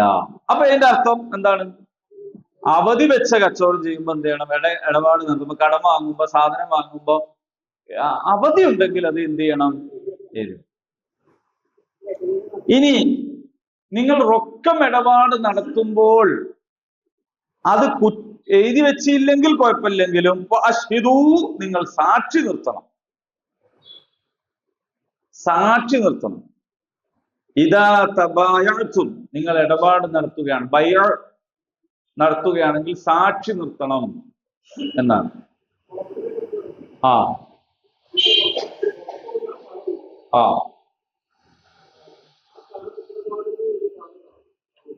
അതായത് ഇപ്പോ പിന്നെ കടമിടപാടിന് ബാധകമാണ്. പക്ഷെ അല്ല, അതിന്റെ പ്രശ്നം എന്താന്ന് വെച്ചാല് നമ്മൾ പറഞ്ഞ മാതിരി ഈ ഗൗരവപ്പെട്ട തലത്തിലുള്ള ഒരു ഇടപാടാണെങ്കിൽ എഗ്രിമെന്റ് ഉണ്ടാവും, നമ്മൾ തന്നെ ചെയ്യും. ഇപ്പൊ ഒരു കാറ് വാങ്ങുകയാണ്, അങ്ങനെ നമ്മള് കണ്ടമാനം കള്ളാസിൽ ഒപ്പിട്ടിട്ടല്ലേ വാങ്ങുക. അതേ സമയത്ത് പഞ്ചാരം ചായപ്പൊടിയും വാങ്ങുന്ന സാധാരണ നിലക്കുള്ള ഇടപാടുകൾക്ക് അങ്ങനെ ഉണ്ടാവൂല. അപ്പൊ അത് അതിൻ്റെതായ ഒരു ലെവലിലേക്ക് എത്തുമ്പോൾ നമ്മൾ തന്നെ ഇപ്പോൾ ചെയ്യുന്നതാണ്. അത് കൂടുതൽ സൂക്ഷ്മമായിട്ട് ചെയ്യണം. ഇനി റൊക്കം പൈസ കൊടുത്ത് സാധനം വാങ്ങി, എന്നാൽ പോലും സാക്ഷി ഉണ്ടാവില്ല നല്ലതെന്നാ പറഞ്ഞത്. അതെന്തിനാണ്? അതായത് ഖദീജ ടീച്ചറെ ആലയിൽ ഒരു പയ്യുണ്ടായി, പൈക്കുട്ടി വിചാരിച്ചോളൂ. 2-ാം ദിവസം നോക്കുമ്പോ എന്റെ ആലയിലാണ് ഉള്ളത്. കാരണം ഞാൻ ക്ലാസ് ഒക്കെ കഴിഞ്ഞ് പോകുമ്പോ പൈസ കൊടുത്തിട്ട് പൈക്കുട്ടിനെ വാങ്ങിയതാണ്. റൊക്കം പൈസ കൊടുത്തു, പയ്യനെ വാങ്ങിയത് കൊണ്ട് അതയാളെ എഴുതി വെച്ചിട്ടൊന്നുമില്ല. പക്ഷേ എന്റെ ആലയിൽ കിടക്കുന്ന പയ്യനെ കാണിച്ചിട്ട് അത് ഇന്നലെ ടീച്ചറെ പോലെയുള്ള പയ്യല്ലോ, അതിന് ഇയാൾ കട്ടുകൊണ്ടുപോയി ഉണ്ടാവും എന്ന് പറഞ്ഞാൽ എന്തിനാണ് വെറുതെ ആ പെണ്ണുങ്ങളെ പയ്യനെ കക്കാൻ നിങ്ങൾ പോയത് എന്നൊരാൾ എന്നോട് ചോദിച്ചാൽ, അപ്പോ റൊക്കം ഇടപാടൊക്കെ നടന്നിട്ടുള്ളത് ശരിയാണ്. പക്ഷേ അവിടെ പ്രശ്നം മനുഷ്യന്മാർ തമ്മിൽ പ്രശ്നങ്ങൾ ഒഴിവാക്കുക എന്നതാണ് ഇസ്ലാമിന്റെ ഒരു കാഴ്ചപ്പാട്. ഇപ്പൊ നിങ്ങൾ വലിയ വലിയ ജ്വല്ലറിയിലൊക്കെ പോയി കാണെങ്കിൽ നിങ്ങളെ ജ്വല്ലറിയിൽ നിന്ന് സാധനം വാങ്ങി കഴിഞ്ഞാല് നിങ്ങൾക്ക് ബില്ല് മുറിച്ചിങ്ങ് തരിക മാത്രമല്ല ചെയ്യുക, നിങ്ങളെ കൊണ്ട് ഒപ്പിടിക്കും. ജ്വല്ലറിന്റെ പേര് ഞാൻ പറയാത്തത് ഇനിയിപ്പോ അത് ഈ വീഡിയോയിൽ പരസ്യമായി പോണ്ടെന്ന് വിചാരിച്ചു. വാങ്ങിക്കും, ഒപ്പിട്ട് വാങ്ങിക്കും. അപ്പൊ ആ ഒപ്പിട്ട് വാങ്ങിയ കടലാസാണ് നിങ്ങളുടെ കഴുത്തിലുള്ള മാല നിങ്ങൾ മോഷ്ടിച്ചതല്ല എന്നതിന്റെ തെളിവ്. മോഷ്ടിച്ചതല്ല, ബില്ലുണ്ട്, ബില്ല് ഹാജരാക്കാം. അപ്പൊ ഈ ബില്ല് എന്ന് പറയുന്ന, അതാ ഞാൻ പറഞ്ഞത്, നമ്മൾ കൊടുക്കുന്ന ബില്ലിന്റെ, ക്യാഷ് മെമ്മോന്റെ ഒക്കെ അസിൽ ഈ ആയത്താണ്. അത് റൊക്കാണ്, അത് പൈസ കൊടുത്തു, ഫുൾ പൈസയും കൊടുത്തു, വാങ്ങിയതാണ്. പക്ഷെ ഫുൾ പൈസയും കൊടുത്തിട്ട് വാങ്ങുമ്പോഴും ബില്ല് ഹോട്ടലുകാർ ബില്ല് തന്നിട്ട് അടുത്തല്ല വാങ്ങി വെക്കൂ. ബില്ല് തരും നമുക്ക് വലിയ കാര്യത്തില്. ആ ബില്ല് നമ്മളെ കൈമ പിടിക്കാനുള്ള നമ്മളുടെ അവസരം ഏത് വരെ ഉള്ളൂ? പൈസ കൊടുക്കണ വരെ ഉള്ളൂ. അത് ഉടനെ വാങ്ങിയിട്ട് കമ്പിമേൽ ഒറ്റ കൊടുത്തലാണ്. വൈകുന്നേരം വയറുവേദന ആയി കഴിഞ്ഞാൽ എവിടെ നിന്നായിരുന്നു ഞാൻ ഭക്ഷണം കഴിച്ചത് എന്നതിന് എനിക്കൊരു തെളിവുമില്ല. ഭക്ഷ്യവിഷബാധ സംഭവിച്ചു, എവിടുന്നാ ഭക്ഷണം കഴിച്ചതെന്ന് ഒരു തെളിവുമില്ല. പക്ഷെ ഈ ബില്ല് എന്റെ കൈവശം ഉണ്ടായിരുന്നെങ്കിൽ എനിക്ക് നന്ന ചുരുങ്ങിയത് പറയാം ഞാൻ ഇന്നടുത്തുനിന്നാണ്. അപ്പൊ ഇവിടെ കൊണ്ടുവന്ന മറ്റേ ആൾ എവിടുന്ന? അതും ഇന്നടുത്തുനിന്നാണ്. മറ്റേ ആൾ എവിടുന്ന? അതും ഇന്നടുത്ത്. അപ്പൊ മനസ്സിലായി മൊത്തത്തിൽ അവിടത്തെ എന്തോ ഒരു പ്രശ്നമാണ്. ഇപ്പൊ തെളിവില്ല. പിന്നെ ഇവിടുന്ന് കോട്ടക്കലേക്ക് ബസ് കയറാണെങ്കിലും തരുന്ന ടിക്കറ്റ് കണ്ടില്ല നിങ്ങള്? അതിന്റെ അടിയിൽ എഴുതിയേക്കും ഇത് സൂക്ഷിക്കുക.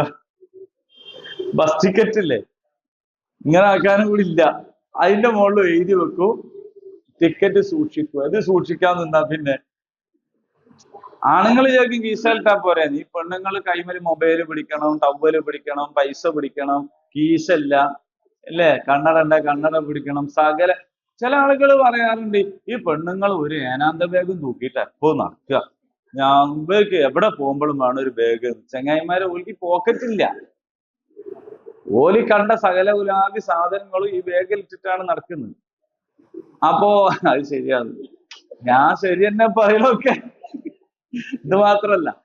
അപ്പൊ അതുകൊണ്ട് പിന്നെ ഈ ബില്ലാണ് യഥാർത്ഥത്തിൽ ബസ് ടിക്കറ്റ് എന്ന് പറയുന്നത് തെളിവാണ്. കൊലപാതകങ്ങൾക്ക് പോലും പലപ്പോഴും ഈ ടിക്കറ്റ് ഒരു തെളിവായിട്ട് വരും.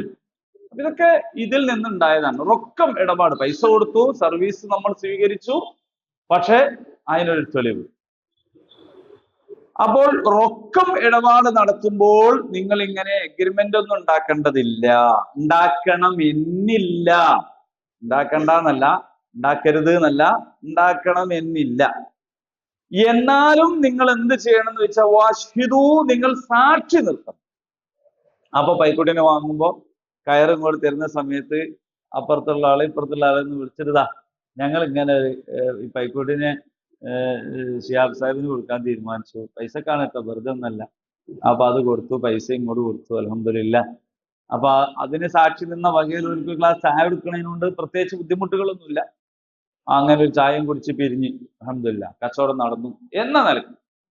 അപ്പൊ ഇതൊക്കെ എന്തിനാണ് ഇതൊക്കെ പറയുന്നത് എന്ന് ചോദിച്ചാൽ, ഇത് ജനങ്ങൾ തമ്മിൽ പ്രശ്നങ്ങൾ ഉണ്ടാവരുത്, പ്രയാസങ്ങൾ ഉണ്ടാവരുത്, ആളുകൾ തമ്മിൽ കച്ചറ ഉണ്ടാവരുത് എന്നതാണ്. കച്ചറ ഉണ്ടാവാതിരിക്കാനാണ് നിയമങ്ങളൊക്കെ ഉണ്ടാവുക. ഇനി അടുത്ത നിയമം കേട്ടോളൂ. എന്താ പറയുന്നത്? വലാ യുവാറ കാത്തിബുൻ വലാ ഷഹീദ്. ഒരു എഴുത്തുകാരനും ഒരു സാക്ഷിയും ഉപദ്രവിക്കപ്പെടരുത്. അതൊരു നിയമമാണ്. നമുക്ക് എതിരായ അല്ലെങ്കിൽ നമ്മുടെ താല്പര്യത്തിനെതിരായ ഒരു എഗ്രിമെന്റ്, താല്പര്യത്തിന് അത് എപ്പോഴാണ് എതിരാവുകയെന്ന് വെച്ചാൽ കേസാവുമ്പോഴാണ് എതിരാവുക, അല്ലെങ്കിൽ പ്രശ്നമൊന്നുമില്ല. അപ്പൊ നമുക്ക് ആകെപ്പാടെ നമ്മളുടെ ഒരു ഇംഗിതം നടപ്പാക്കാത്തതിന്റെ കാരണം ആ എഗ്രിമെന്റ് അവിടെ ഉണ്ട് എന്നുള്ളത്. അപ്പൊ അത് എഴുതിയവനെ പോയി തല്ലരുത്, കാരണം എഴുതിയവൻ ഉപദ്രവിക്കപ്പെടാൻ പാടില്ല, നിയമമാണ്. നിങ്ങൾ കണ്ടില്ലേ, രാജ്യത്തിന്റെ അംബാസഡർമാർ, ആഗോള നിയമമാണ്, അംബാസഡർമാർ എന്ത് ചെയ്യാൻ പാടില്ല? ഉപദ്രവിക്കാൻ പാടില്ല.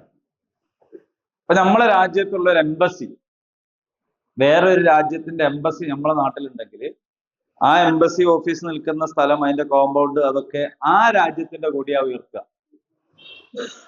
ഇപ്പൊ കുവൈത്ത് എംബസി ന്യൂഡൽഹിയിൽ ഉണ്ടെങ്കിൽ ന്യൂഡൽഹിയിൽ നമ്മളെ ദേശീയ പതാക അല്ല ഉയർത്തുക, കുവൈത്തിന്റെ കൊടിയാ ഉയർത്തുക. അവിടുത്തെ അംബാസഡർ, അവിടുത്തെ പിന്നെ ആ രാജ്യത്തിന്റെ പ്രതിനിധിയെ ഈ രാജ്യം ആദരിക്കും. അഥവാ യുദ്ധത്തിലേക്ക് പോവുകയാണെങ്കിൽ ഉടനെ അംബാസഡർ പിൻവലിക്കും. അങ്ങനെ പോകാൻ സമ്മതിക്കാതെ പിടിച്ചു വെക്കാൻ പാടില്ല. ഇതൊക്കെ ആഗോള നിയമമാണ്. അതേപോലെ തന്നെ യുദ്ധങ്ങൾ സംഭവിക്കും. ഇപ്പൊ ഇസ്രായേലും ഇറാനും യുദ്ധം. അപ്പൊ ഇതിന്റെ ഇടയിൽ ചിലപ്പോ സന്ധി സംഭാഷണത്തിന് പോകുന്ന ആൾക്കാരുണ്ടാവും. ഒന്നും പരിഹരിക്കാം, എന്നാ ഓനെ പിടിച്ചെക്കാൻ പാടില്ല. ഇതൊക്കെ നിയമമാണ്.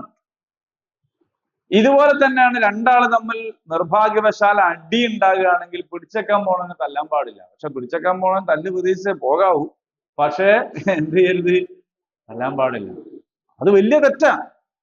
അത് നമ്മുടെ നാടൻ നിയമത്തിലും തെറ്റാണ്. രണ്ടാളും തമ്മിൽ അടി ഉണ്ടാവുന്നു, ഒരാൾ പിടിച്ചേക്കാൻ പോയാലും മറ്റൊന്ന് തച്ചാൽ പിന്നെ അത് വേറെ ലെവലിലെത്തും. അപ്പോ ഇത് നിയമമാണ്. അപ്പൊ നിങ്ങൾ എഴുതി വെച്ച എഴുത്തുകാരനെയോ സാക്ഷി നിന്നവരെയോ ഉപദ്രവിക്കാൻ പാടില്ല. അവർക്ക് വല്ല ഉപദ്രവവും ഏറ്റാൽ പിന്നെ എന്താ സംഭവിക്കാന്ന് വെച്ചാൽ സമൂഹത്തിൽ നിങ്ങളുടെ ഇടപാടുകൾക്ക് സാക്ഷി നിൽക്കാൻ ഒറ്റ കൂട്ടിനെയും കിട്ടൂല. തല്ലിട്ടുള്ള ഒരു ഏർപ്പാടാണ് സാക്ഷിക്കണമെങ്കിൽ പിന്നെ ആരെങ്കിലും നിൽക്കോ? അതിൽ നിന്നാണ് സാക്ഷി പൈസ പോലും ഉണ്ടായത്. ഒരാൾക്ക് സാക്ഷി പറഞ്ഞാൽ അയാൾക്ക് അതിനോടൊരു ഫതിൽ ഉണ്ടാവുമെങ്കിൽ സാക്ഷി പറയാൻ ആളുകൾ ഉണ്ടാവും. ഇടപാടുകൾക്ക് സാക്ഷി നിൽക്കാൻ ആളുകൾ കൂടുതൽ വരും. കാരണം എന്താണ്? അയാൾക്ക് അതിനോടൊരു ഫതിൽ കിട്ടുമല്ലോ. അതിൽ നിന്നാണ് സാക്ഷി പൈസ ഉണ്ടാകുന്നത്. പക്ഷെ അത് പിന്നെ ഒരു വ്യാപാരമായിട്ട് കണ്ടിട്ട് ഇയാൾ സാക്ഷ്യം പൈസയും ഇല്ലാത്തതിനും എല്ലാത്തിനും ഒപ്പിട്ട് പൈസ അങ്ങനെ പരിപാടി തുടങ്ങിയെങ്കിൽ അത് വേറൊരു കേസാണ്. അപ്പൊ അതുകൊണ്ട് എഴുതി വെക്കുന്നവരെയും സാക്ഷികളെയും, ഒരു എഴുത്തുകാരനും ഒരു സാക്ഷിയും ഉപദ്രവിക്കപ്പെടാൻ പാടില്ല. നിങ്ങൾ അങ്ങനെ ചെയ്യുകയാണെങ്കിൽ അത് നിങ്ങൾ ചെയ്യുന്ന തെമ്മാടിത്തമാണ്. ഫുസൂഖ് എന്ന് പറഞ്ഞാൽ തെമ്മാടിത്തം. നിങ്ങൾ ചെയ്യുന്ന തെമ്മാടിത്തമാണത് എന്നാണ്. ഏത്? സാക്ഷി വെക്കണ ആളെ തല്ല, അല്ലെങ്കിൽ ഉപദ്രവിക്കുക, അയാളെ ഇടങ്ങേറാക്കുക, അയാൾ സാക്ഷി നിന്നത് കൊണ്ടാണ്. ഇപ്പോ അങ്ങനെയുണ്ട്. കൊലപാതകത്തിന് സാക്ഷി നിന്ന ആളെ ഇവൻ ഇടങ്ങണ്ണിട്ടിട്ടാണ് പോവാ ജയിലിലേക്ക്. വരുമ്പോ എന്നെ ഞാൻ ശരിയായി തരാം. എന്നിട്ട് ഇവൻ ജയിലിൽ നിന്ന് പരോളിൽ ഇറങ്ങിയാൽ സാക്ഷി ഒളിവ് പോണ്ടി വരും. ഇത് ഒരു തെമ്മാടിത്തമാണ്. അങ്ങനെ ഉണ്ടാവരുത്. അവർക്ക് സ്വതന്ത്രമായി വിഹരിക്കാൻ കഴിയണം എന്നതാണ് നിയമം. വത്തഖുല്ലാഹ്. ഇതെല്ലാം പറഞ്ഞിട്ട് പറയാണ്, നിങ്ങൾ അല്ലാഹുവിനെ സൂക്ഷിക്കുക. ഈ നിയമമെല്ലാം നടപ്പിലാകണമെങ്കിലും ഇതുകൊണ്ടൊക്കെ പ്രയോജനം ഉണ്ടാകണമെങ്കിലും തഖ്വ നിർബന്ധമാണ്. തഖ്വ നിർബന്ധമാണ്. അപ്പൊ നമ്മളെ ചോദ്യം, ഇതെല്ലാം മുഅ്മിനീങ്ങൾക്കും മുത്തഖീങ്ങൾക്കും അല്ലേ? ഈ മുഅ്മിനീങ്ങൾക്കും മുത്തഖീങ്ങൾക്കുമാണ്. പക്ഷെ മുഅ്മിനീങ്ങളും മുത്തഖീങ്ങളുമായിട്ട് ലോകത്തെ മുഴുവൻ മനുഷ്യർ മാറണം എന്നതാണ് നമ്മുടെ ആഗ്രഹം. അത്രയെങ്കിലും നമ്മൾ ആഗ്രഹിക്കണ്ടേ? ഒരു നാട്ടിൽ ഇസ്ലാം ഉണ്ടാവുക എന്ന് പറഞ്ഞാൽ അതിന്റെ അർത്ഥം അവിടെ ഇങ്ങനെ ഇടപാടുകളിലൊക്കെ സൂക്ഷിക്കുന്നവരുണ്ടാവുക എന്നാണ്. പൊതുസമൂഹം മനസ്സിലാക്കുന്നത് ഈ ജാതി മാറുക, മതം മാറുക എന്ന ഒരു രീതിയിലാണ് ഇസ്ലാം വരിക എന്ന് പറഞ്ഞാൽ. എന്നാ പൊതുജനങ്ങൾ അങ്ങനെ വിചാരിച്ചോട്ടെ, നമ്മളെങ്കിലും വിചാരിക്കണ്ടേ ഇസ്ലാം ഉണ്ടാവുക എന്ന് പറഞ്ഞാൽ അതല്ല. ഇസ്ലാം ഉണ്ടായാൽ ആ സമൂഹത്തിൽ പിന്നെ തമ്മിൽ തല്ലും ഛിദ്രതകളും താഴ്ത്തപ്പെട്ടവനും പ്രയാസപ്പെടുന്നവനും നീതി നിഷേധിക്കപ്പെടുന്നവനും ഉണ്ടാവുകയില്ല. എന്തൊരു സുഖാണ്!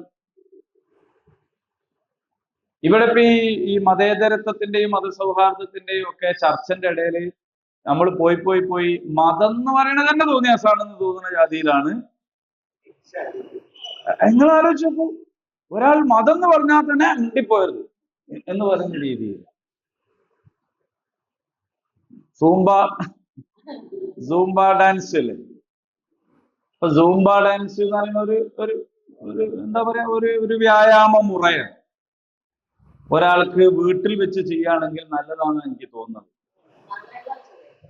എല്ലാ 40 വയസ്സുള്ളോളും ചെയ്തോട്ടേന്ന് ഒരേന്ന്. ഒറ്റക്കുള്ള വീട്ടിൽ ഒറ്റക്കാണല്ലോ. അപ്പോ വീട്ടിൽ നിന്ന് ചെയ്യാൻ നല്ലൊരു ഡാൻസ് ആണത്. കാരണം എന്ന് പറഞ്ഞാൽ നമ്മളിങ്ങനെ മെനക്കെട്ട് വ്യായാമം ചെയ്യുന്നതിന്റെ ബുദ്ധിമുട്ടൊന്നുമില്ലാതെ ഒരു പാട്ടൊക്കെ വെച്ച്, അപ്പോ എന്താന്ന് വെച്ചാൽ ഒരു ആസ്വാദനത്തോട് വ്യായാമം ചെയ്യാന്നുള്ള നിലക്കാണെങ്കിൽ അതിനിപ്പോ എന്താ പ്രശ്നം? ഒരു പ്രശ്നമില്ല. പ്രശ്നം എവിടെയാണെന്ന് ചോദിച്ചാൽ, ഇത് പ്രയോഗത്തിൽ വരുത്തുമ്പോൾ സ്ത്രീയും പുരുഷനും ഒക്കെ കൂടിക്കലർന്ന് വലിയ പെണ്ണുങ്ങളും ചെറിയ പെണ്ണുങ്ങൾ എന്നുള്ള വ്യത്യാസമില്ലാതെ ഒക്കെ ആകുമ്പോൾ അതൊരു പ്രശ്നമാണ്. ഞാൻ ഇപ്പൊ അതിനെപ്പറ്റി അല്ല പറയുന്നത്. അതേക്കുറിച്ച് പരാമർശിക്കുമ്പോൾ ഉടനെയുള്ള മറുപടി മതം പറയരുത്, അവിടെയാണ്. അപ്പൊ മതം എന്ന് പറഞ്ഞാൽ ഒരു തോന്നിയാസമായിരിയാണ്. മതം പറയരുത് എന്ന് പറയുമ്പോൾ, ഞാൻ ആ വിഷയമല്ല പറഞ്ഞു, എനിക്ക് സൂംബ അറിയില്ല, സൂംബ എനിക്ക് അറിഞ്ഞൂടാ, കേട്ടത് വെച്ചിട്ടാ ഞാൻ പറയണത്. അങ്ങനെയാണെങ്കിൽ തർക്കമില്ലാലോ. പക്ഷേ ഇതിന്റെ പ്രയോഗവൽക്കരണത്തിൽ ഇങ്ങനെ പ്രശ്നമുണ്ട്, അത് ശ്രദ്ധിക്കേണ്ടതാണ്. മുതിർന്ന കുട്ടികൾ സ്കൂളിലൊക്കെ, ഹൈസ്കൂൾ തലത്തിലുള്ള കുട്ടികൾ, ഹൈസ്കൂളൊന്നും വേണ്ട, ഒരു 4ാം ക്ലാസ്സിലൊക്കെ ഉള്ള കുട്ടികളെ ഒക്കെ തന്നെ വലിയ കുട്ടികളായില്ലേ. അപ്പൊ ആ കുട്ടികളും ആണുങ്ങളും ആൺകുട്ടികളും എല്ലാം കൂടി ചാടിക്കളിയാവുമ്പോൾ ഉണ്ടാകുന്ന ഒരു പ്രശ്നം ഉണ്ടല്ലോ എന്ന് പറയുമ്പോ, നിങ്ങൾ മതം പറയരുത് എന്ന് പറഞ്ഞാൽ, മതം എന്ന് പറഞ്ഞാൽ എന്തോ ഒരു അശ്ലീലം പോലെ, അശ്ലീലം എന്ന് പറയുന്നത് കുഴപ്പമില്ലാത്തത് എന്ന രീതിയിലേക്ക് മാറിയിരിക്കുന്നു. ജെൻഡർ ന്യൂട്രാലിറ്റിയെ കുറിച്ച് പറഞ്ഞപ്പോഴും നമ്മളോട് പറഞ്ഞ എന്താണ്, നിങ്ങൾ മതം പറയും. അപ്പൊ മതം എന്നത് എന്തോ അപകടകരമായ ഒരു കാര്യമല്ല കൂട്ടരെ. മതം എന്തിനാണ് എന്ന് ചോദിച്ചാൽ, മനുഷ്യന്മാർക്കിടയിൽ ശാന്തിയും സമാധാനവും സുരക്ഷിതത്വവും നിർഭയത്വവും ഉണ്ടാകാൻ വേണ്ടിയാണ്. അതുകൊണ്ട് വത്തഖുള്ള, നിങ്ങൾ അള്ളാഹുവിനെ സൂക്ഷിക്കുക. അള്ളാഹു നിങ്ങളെ പഠിപ്പിച്ചു തരികയാണ്. നിങ്ങൾക്ക് അറിഞ്ഞുകൂടാത്തത് നിങ്ങൾക്ക് അള്ളാഹ് പഠിപ്പിച്ചു തരികയാണ്. വല്ലാഹു ബികുല്ലി ഷൈഇൻ അലീം, യഥാർത്ഥത്തിൽ എല്ലാ കാര്യങ്ങളും അറിയുന്നത് അള്ളാഹ്ക്കാണ്. അപ്പൊ ആ ബോധം ഉണ്ടെങ്കിലാണല്ലോ ഇന്നത് പറ്റും ഇന്നത് പറ്റൂല എന്ന് പറയുമ്പോ നമ്മളിപ്പോ എങ്ങനെ മനസ്സിലാക്കുന്നത്? നമ്മൾ എന്ന് പറഞ്ഞാൽ നമ്മൾ തന്നെ. ഞാൻ ചിലപ്പം പറയലുണ്ട് നിങ്ങളെ പറ്റിയല്ല എന്ന്. ഇതിപ്പോ അതല്ല, നിങ്ങളെ പറ്റി തന്നെ. അതിൽ ഞാനുകൂടി നിന്നിട്ട് പറയാ, നമ്മളെ പറ്റി തന്നെ ഞാൻ പറയുന്നത്. ഒരു ദീനി നിയമത്തെ അംഗീകരിക്കണമെങ്കിൽ പോലും നമ്മൾ അതിന്റെ സയന്റിഫിക് എവിഡൻസ് എന്താണെന്ന് ചോദിക്കാം. നിങ്ങൾ ആലോചിച്ച് നോക്കി. ഒരു ദീനി നിയമം അംഗീകരിക്കണം, ഒരു സ്വഹീഹായ ഹദീസിൽ വന്ന ഒരു കാര്യം, അല്ലെങ്കിൽ ഒരു ദീനി നിയമം, തർക്കമില്ലാത്ത ഒരു സംഭവം, അതിന്റെ ശാസ്ത്രീയമായ തെളിവെന്താണെന്ന് ചോദിക്കുക എന്ന് പറഞ്ഞാൽ അതിന്റെ അർത്ഥം എന്താ? നമ്മളെടുത്താണ് ഇൽമുള്ളതിനാണ്. അങ്ങനല്ല, ഇൽമുള്ളത് അള്ളാഹുവിന്റെ അടുത്താണ്. വല്ലാഹു ബികുല്ലി ഷൈഇൻ അലീം, അള്ളാഹു എല്ലാ കാര്യങ്ങളും അറിയുന്നവനാണ്. അപ്പൊ ഖുർആനിലെ ഏറ്റവും വലിയ സൂറത്തിലെ ഏറ്റവും വലിയ ആയത്തില് അള്ളാഹു കടമിടപാടുമായി ബന്ധപ്പെട്ട സംഗതികളൊക്കെ പറഞ്ഞിട്ട് അവസാനിപ്പിക്കുന്നത് വയുഅല്ലിമുകുമുല്ലാഹ് വല്ലാഹു ബികുല്ലി ഷൈഇൻ അലീം, അള്ളാഹു നിങ്ങളെ പഠിപ്പിക്കുന്നു, അള്ളാഹു എല്ലാ കാര്യവും അറിയുന്നവനാണ്. കടവുമായി ബന്ധപ്പെട്ട ബാക്കി നിൽക്കുന്ന ഒരല്പം കൂടിയുണ്ട്, അത് അടുത്ത ആയത്തിൽ. ഇൻഷാ അല്ലാഹ് നമുക്ക് അടുത്ത ആയത്തിൽ അത് പഠിക്കാം. ഒരല്പ ഭാഗം കൂടി ബാക്കിയുള്ളതുണ്ട്, ചെറുത്തോനെ പറഞ്ഞിട്ട് ലേശം ബാക്കിയുണ്ട്, അത് നമുക്ക് അടുത്തതിൽ പഠിക്കാം ഇൻഷാ അല്ലാഹ്. അപ്പോൾ ആ ആയത്തെടുക്കുമ്പോൾ ഞാൻ പറയുന്ന കാര്യങ്ങൾ നിങ്ങൾക്ക് പ്രയാസകരമാകാതിരിക്കട്ടെ എന്ന് പ്രത്യേകം പ്രാർത്ഥിക്കുകയാണ്. അള്ളാഹു അനുഗ്രഹിക്കട്ടെ. വാഖിറു ദഅ്വാനാ അൽഹംദുലില്ലാഹി റബ്ബിൽ ആലമീൻ. അസ്സലാമു അലൈക്കും വറഹ്മത്തുള്ളാഹി വബറകാതുഹു.